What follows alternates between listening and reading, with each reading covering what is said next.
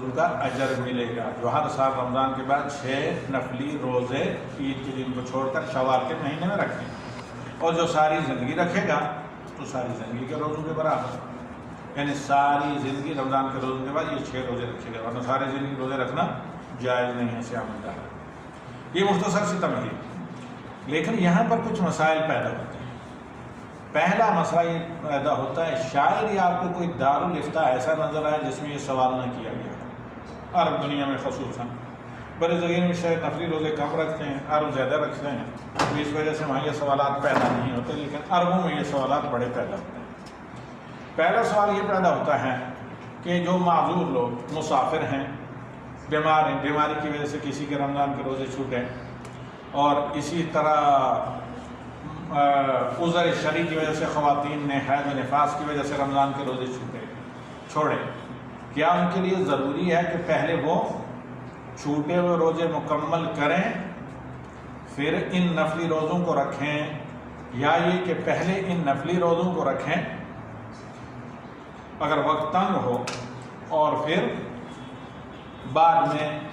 جو رمضان کے قضا روزے ہیں ان کی قضا کریں، کیونکہ ان کے لیے لمبا وقت ہے دوسرے رمضان آنے تک، اس سے پہلے کبھی بھی کر سکتے ہیں، جیسے حضرت عائشہ رضی اللہ تعالی عنہا کا عمل تھا، اور حدیث عائشہ رضی اللہ تعالی عنہا۔ اب یہاں پر ایک اور مسئلہ ہے،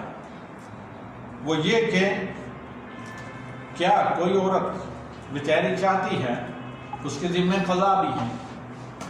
اور ان قضا روزوں کو رکھنا ہی ہے، ظاہر بات ہے یہ قرض ہے، اللہ کا فرض ہے، تو اب اگر وہ شوال کے مہینے میں یہ قضا روزے رکھے زیادہ اجر کی نیت سے، تو کیا اسے ڈبل اجر ملے گا دونوں کو جمع کرنے کا یا نہیں؟ یہ کافی مختلف مسئلہ ہے، لیکن بعض اہل علم کی ایک اچھی تعداد نے اس میں فتویٰ دیا ہے کہ کوئی بعید نہیں اللہ تعالیٰ کے لیے، کیونکہ یہ افضل وقت ہے نفلی روزوں کے لیے، شوال کا مہینہ رمضان کے بعد، تو اس میں وہ فرض کی نیت سے رکھے، بلکہ بعض اہل علم نے کہا کہ فرض و نفل دونوں کو جمع کرے، لیکن نہیں، وہ فرض قضا روزوں کی نیت سے رکھے گی، چونکہ شوال کا مہینہ نفلی روزوں کے لیے زرخیز ہے، اس کی فضیلت ہے، یہ 6 نفلی روزے رکھنا شوال کے مہینے میں، تو اللہ رب العالمین کے لیے کوئی بعید نہیں کہ اس افضل وقت میں فرض روزوں کے قضا کرنے کی کا اسے اجر زیادہ ملے، لیکن نیت فرض روزوں ہی کے قضا کی ہوگی، ورنہ اصل تو یہ ہے کہ فرض علیحدہ قضا علیحدہ رکھے جائیں، بلکہ پہلے فرض روزے جو چھوٹے ہیں رمضان کے ان کی قضا کریں۔ یہ ابھی صرف میں خلاصہ کر رہا ہوں موضوع کو سمجھانے کے لیے، اصل علمی مباحث میں ہم داخل نہیں ہوئے ہیں، جہاں ہم اہل علم کے اقوال یہاں پر آپ کے سامنے جمع کرنے کی کوشش کریں گے۔ تو آئیے سب سے پہلے اہل علم کے فتوے کا جائزہ لیتے ہیں۔ اس سلسلے میں ہمارے مشائخ اور اساتذہ میں سے جن دونوں کی مجالس میں الحمدللہ میں رہا ہوں، چھوٹی عمر ہی میں سے، لیکن امام شیخ ابن باز رحمہ اللہ اور اسی طریقے سے شیخ ابن عثیمین رحمہ اللہ، دونوں کا فتویٰ یہ ہے کہ فرض روزے رکھے بغیر شوال کے 6 نفلی روزے رکھنے جائز نہیں، اور استدلال یہ کیا گیا ہے کہ جیسے کوئی آدمی کسی کا قرض نہ دے اور صدقہ کرتا پھرے، اور حدیث میں لا تأکلوا أموال الناس بحیلۃ صدقہ، صدقے کے بہانے لوگوں کا مال ہڑپ نہ کرو، پہلے لوگوں کا حق جو ہے وہ دو، اس کے بعد صدقہ کرو۔ پھر سوال یہ پیدا ہوتا ہے، یہ ابن عثیمین غالباً رحمہ اللہ سے کیا گیا سوال کہ بھائی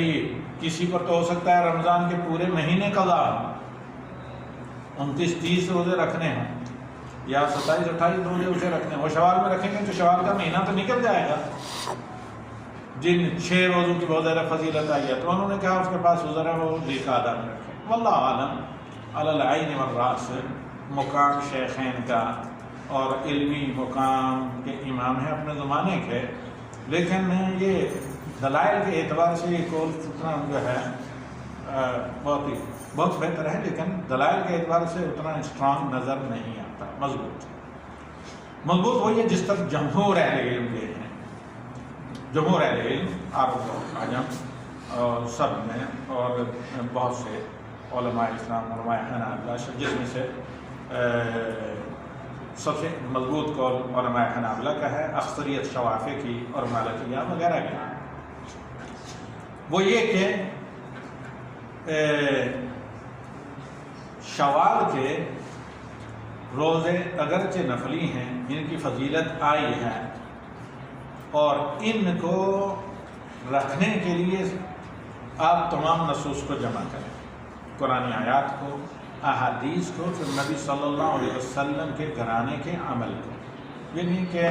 ایک چیز آپ دیکھیں، ایک دو حدیث ادھر دیکھی، آپ نے انہیں کو دیکھ کر ایک حکم صادر کر دیا، اور ظاہر بات ہے اس کو اس تناظر میں دیکھیں کہ جن کے سامنے یہ شوال کے 6 روزوں کی فضیلت بیان کی گئی ہیں وہ نبی صلی اللہ علیہ وسلم کی بیگمات تھی، مومنوں کی ماں امہات المومنین۔ ان کی سیرت کو، ان کی پریکٹس کو دیکھیں کہ انہوں نے ان نوافل کو فرائض کے ساتھ کس طریقے سے یا فرائض کے بعد ادا کیا ہے۔ اس سلسلے میں بعض اہل علم، دیگر اہل علم کے بہت پہلے فتاوے گزر چکے ہیں، جیسے اس زمانے کے، بلکہ میں کہوں مبالغہ نہیں ہوگا، موجودہ دور میں امام الفقہاء شیخ صالح الفوزان رحمۃ اللہ جو موجود ہے ابھی ریاض میں، اور دیگر جمہور اہل علم اس طرف گئے ہیں کہ جو خواتین یا جو بیمار لوگ رمضان میں عذر شرعی کی وجہ سے رمضان کے روزے چھوڑتے ہیں اور انہیں قضا کرنے ہوتے ہیں، یہ انہوں نے اپنی مرضی سے نہیں چھوڑے، ہے کہ نہیں؟ یہ انہوں نے اللہ کے حکم سے چھوڑے ہیں، یا ان پر چھوڑنا فرض ہے۔ جن کو رخصت ہے ان کے لیے رخصت افضل ہے، اللہ نے رخصت دی ہے، اللہ کو اللہ کی رخصت پر عمل کرنا فرض ہے۔ اگر شرعی رخصت کے تحت اور اللہ کے حکم کے تحت ان خواتین نے، چونکہ ان کے لیے حیض و نفاس میں منع رمضان میں روزہ رکھا، اگر رکھتی تو گناہ گار ہوتی کیونکہ اللہ کی نافرمانی تھی، یا روزہ چھوڑنا ہی اللہ کی فرمانبرداری ہے، تو انہوں نے اللہ کی فرمانبرداری اور رضا خوش ہونے کے لیے روزہ چھوڑا ہے، یا روزہ چھوڑنا ہی اللہ کی رضا اور روزہ چھوڑنا ان سے مطلوب تھا۔ ان عورتوں نے یا اس طرح کے معذور لوگوں نے اپنی مرضی سے نہیں چھوڑا، اللہ کے حکم سے چھوڑا۔ اب یہ نہیں کہہ سکتے آپ کہ یہ حدیث ابو ایوب انصاری کے زمر میں، یہ کیا، یہ وہاں انہوں نے رمضان کے روزے مکمل نہیں کیے، لہذا جب تک مکمل نہ کرنے تو یہ شوال کے نفلی روزوں سے محروم رہ گئی، نہیں رکھ سکتی، جبکہ وہاں گھرانہ نبی صلی اللہ علیہ وسلم کا عمل ہے، جیسے سنن ابن ماجہ وغیرہ دارمی میں کہ ام المومنین حضرت عائشہ صدیقہ رضی اللہ تعالیٰ عنہ کہتی ہیں کہ رمضان کے چھوٹے ہوئے روزے میں قضا کر سکتی نہیں تھی نبی صلی اللہ علیہ وسلم کے ساتھ مصروف ہونے کی وجہ سے، یہاں تک کہ شعبان کا مہینہ آ جاتا، پھر رمضان کے عمل سے پہلے جلدی جلدی چند 6-7 مہینے چھوٹے ہوئے روزے ہوتے ان کی میں قضا کرتی۔ تو اب جب تمام احادیث کو جمع آپ کریں گے، تمام احادیث کو جمع کریں، پھر گھرانہ نبوت کے پریکٹس کو، عمل کو، سیرت نبوی کو، صحابہ کو، تو معلوم یہ ہوتا ہے کہ اس سلسلے میں راجح یہ ہے کہ ابو ایوب انصاری رضی اللہ تعالیٰ عنہ کی جو حدیث ہے کہ اللہ کے نبی صلی اللہ علیہ وسلم نے فرمایا من صام رمضان ثم اتبعه 6 من شوال کان له کصیام الدہر کلہ، جس نے رمضان کے روزے رکھے اور پھر اس کے بعد کیا کیا، شوال کے 6 روزے رکھے، کہ عید کے دن روزہ رکھنا حرام ہے، عید کے دن کو چھوڑ کر شوال کے 6 روزے رکھے، گویا کہ اس نے پوری زندگی کے روزے رکھے۔ کیسے کہ ہر نیکی کم از کم 10 گنا بڑھتی ہے، 30 کو 10 سے ضرب دیں تو کتنا ہوتا ہے 300، اور 6 کو 10 سے ضرب دیں تو کتنا ہوتا ہے 60۔ تو 1 سال کے ان روزوں کا یعنی رمضان کے روزے پھر شوال کے 6 روزوں کو ملا کر کتنے ہوئے، سال کے پورے دن 360۔ جب ہر سال آدمی رکھے گا تو پورے زندگی کے روزوں کا اجر ملے گا۔ تو یہ ایک من صام رمضان، جس نے رمضان کے روزے رکھے۔ اب جو لوگ کہتے ہیں نہیں شوال کے روزے فرض رکھے، روزے کی قضا کیے بغیر نہ رکھے، تو وہ کہتے ہیں جن لوگوں نے روزے چھوڑے انہوں نے رمضان کے روزے نہیں چھوڑے، وہ اللہ کے نیک مند لوگ، انہوں نے رمضان کے روزے اپنی مرضی سے نہیں چھوڑے بلکہ اللہ کے حکم سے چھوڑے ہیں۔ جیسے اللہ علیہ میری نظر سے کچھ عرصہ پہلے گزرا شیخ الفوزان رحمۃ اللہ کا مطلب یہ کہ جنہوں نے جتنے ان پر فرض تھے انہوں نے وہ مکمل کیے ہیں، جو چھوڑے وہ اللہ کے حکم سے چھوڑے ہیں۔ اب اگر حیض و نفاس والی عورت نے رمضان کے کچھ روزے 6 7 روزے 10 روزے حتیٰ کہ 15 روزے بھی اگر چھوڑے ہیں، کیونکہ زیادہ سے زیادہ مدت حیض 15 دن ہے، کم از کم 24 گھنٹے ہیں، تو اگر کسی خاتون نے 1 دن کا روزہ یا 15 روزے یا 6 7 روزے چھوڑے ہیں تو وہ اللہ کے حکم کے باموجب چھوڑے ہیں، اپنی منمانی اس میں نہیں کی ہے، لہذا اس کو آپ یہ نہیں کہہ سکتے کہ اس نے رمضان کے روزے مکمل نہیں کیے، بلکہ جتنوں کا اللہ تعالیٰ نے اسے حکم دیے تھے وہ اتنے ہی فرض تھے، اس نے مکمل کیے، جن کو چھوڑنے کا حکم اللہ نے دیے تھے وہ چھوڑے ہیں، اور بعد میں آزادی دی ہے کہ دوسرے سال کے رمضان آنے تک کبھی ان کو قضا کریں، ان کی پابند نہیں کیا کہ آپ شوال میں قضا کریں، لیکن شوال کے جو روزوں کی فضیلت ہے 6 روزوں کی، یہ منصوص ہے کہ شوال میں آپ کو آپ رکھیں گے تو ان کی فضیلت ہے، پھر یہ سال بھر کے روزوں کے اجر کا آپ کے لیے ذریعہ بنے گی۔ تو اس سے کیا معلوم ہوا؟ نمبر 1، پہلی بات، اگر جمع ممکن ہے کہ آپ نے رمضان کے روزے رکھے اور کسی کے ان خواتین میں سے کسی کے حیض کی وجہ سے، نفاس کی وجہ سے، ماہوار گزر شرعی کی وجہ سے رمضان کے کچھ روزے چھوٹ گئے، اب شوال کے بعد، عید کے بعد اگر ممکن ہے تو افضل ہے کہ یہ جمع کریں۔ جمع کس طرح کریں؟ پہلے جو قضا روزے رمضان کے باقی ہیں وہ رکھیں، 6 7 8 10 جتنے بھی ہیں، ان کے بعد شوال کے مہینے کے میں ختم ہونے سے پہلے آخری میں یہ 6 روزے رکھ لیں، کیونکہ حدیث میں مطلق آیا ہے شوال کے 6 روزے، ان کو بہتر ہے کہ عید کے بعد ایک ساتھ رکھیں، اور جائز ہے کہ متفرق ایک ایک کر کے 2 2 پیر جمعرات کر کے ایام بیچ کے کر کے رکھیں آخر تک، اور جائز ہے کہ شروع میں رکھیں، جائز ہے کہ درمیان میں رکھیں، جائز ہے کہ آخر میں ان روزوں کو رکھیں، سب جائز ہے۔ اب اگر جمع ممکن ہے تو پہلے جو قضا ان کے دن میں رمضان کے باقی ہیں ان کو پورے کریں تاکہ اختلاف کے اس مصیبت سے نکل جائیں، اور پھر ان سے فارغ ہونے کے بعد شوال کے 6 روزے رکھیں۔ اب مسئلہ ایک اور آتا ہے، یہ متفقہ بات ہے، جمع کرنا ممکن ہے تو ایسا کریں۔ اب ایک اور مسئلہ سامنے آتا ہے، وہ یہ کہ بھئی جمع کرنا ممکن نہیں، کسی وجہ سے نہیں رکھے جا سکے، قضا بھی دن میں باقی ہیں، اب صرف 10 دن 5 دن باقی رہ گئے شوال کے، 6 دن باقی رہ گئے شوال کے، یا تو شوال کے 6 روزے رکھے یا پھر رمضان کے قضا کرے، تو ایسی صورت میں کیا کریں؟ اس سلسلے میں جمہور اہل علم اس طرف گئے ہیں، اکثریت شوافی کی اور مالکیہ نہیں اکثریت شوافی کی اور حنابلہ بھی اور دیگر اہل علم یعنی واللہ عالم یعنی فقہاء حدیث بھی،